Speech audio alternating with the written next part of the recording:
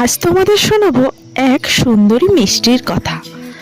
তিনি রূপে যেমন সুন্দর, গুণেও তেমনই সুন্দর। অর্থাৎ তাকে দেখতে যতটা সুন্দর, খেতেও ঠিক ততটাই সুন্দর। তাকে কিভাবে বানাতে হয় সেই গল্পই শোনাই তোমাদের।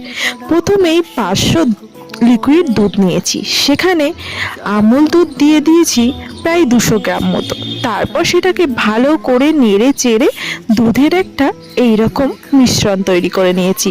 এদিকে কিছুটা ময়দা নিয়েছি, সেখানে নুন আর কিছুটা পরিমাণে রিফাইন তেল দিয়ে বেশ ভালো করে একটা ডো তৈরি করে নিয়েছি।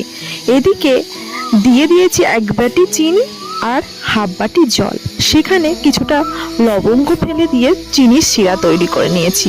এদিকে যে ময়দা বেলে রেখেছিলাম সেটাকে গোল করে লুচির মতো বেলে নিলাম। দুদিক থেকে ভাঁজ করে এইভাবে উল্টে দিয়ে দুটোকে ভাঁজ করে একটা লবঙ্গ আটকে দিলাম। ব্যাস তৈরি আমাদের লবঙ্গ লতিকা। এবার একে ভেজে নিতে হবে গরম তেলে, একদম লাল লাল করে।